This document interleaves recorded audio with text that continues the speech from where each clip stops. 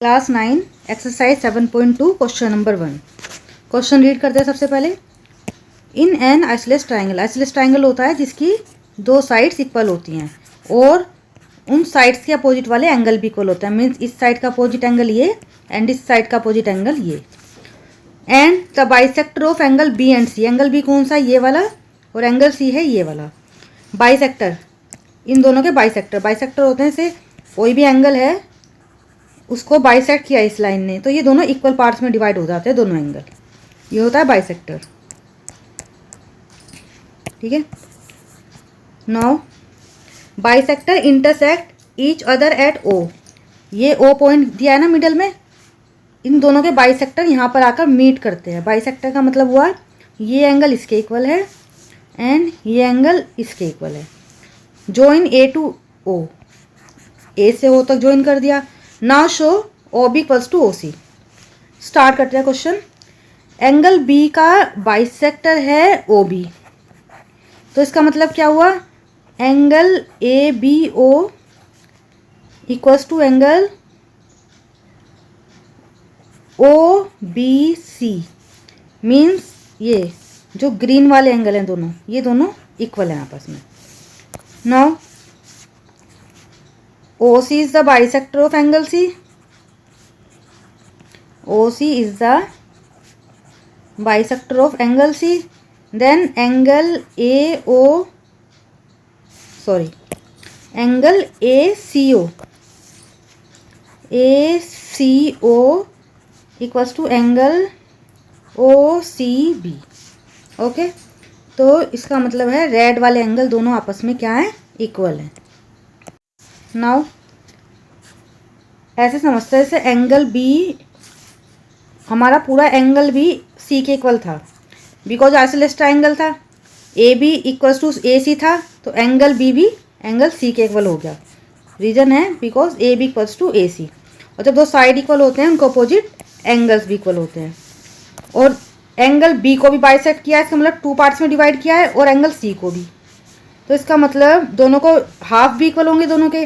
Then angle O B C equals to angle O C B, इसका मतलब ये वाला एंगल, ये येलो वाला एंगल, ये वाला एंगल, दोनों क्या हैं, ये इक्वल हैं। अब दो एंगल इक्वल हैं तो ये दोनों साइड भी इक्वल होंगी। O B equals to O C भी होगा, O B equals to O C, because अगर ये दोनों एंगल इक्वल हैं तो ये दोनों साइड्स भी इक्वल होंगी, because equal angle have also equal side, because equal angles have equal sides.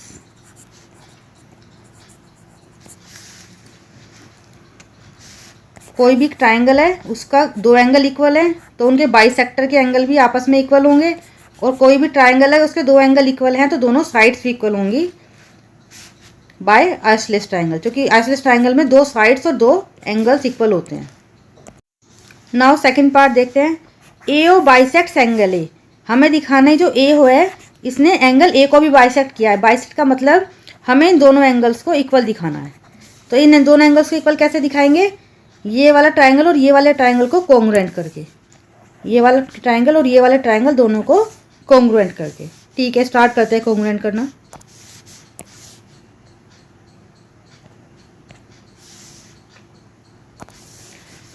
In triangle A O B and triangle A O C,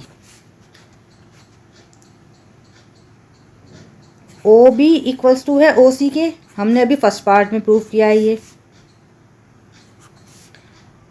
A O equals to A O, because common है दोनों triangle की, common side है, ये common side हो गई। ए O equals to A ओ, दोनों triangle में आ रही है ना। And A B equals to A C, ये हमें क्वेश्चन में गिवन है, तो यहाँ से हम क्या कह सकते हैं, triangle A O B congruent triangle A O C. अब दो ट्राइंगल जब आपस में कॉन्ग्रुएंट हो गए हैं तो उनके सारे एंगल्स भी आपस में इक्वल होंगे, दैट्स वाई ये एंगल इसके इक्वल हो गया, तो हम इजीली कह सकते हैं that angle A is bisect by AO।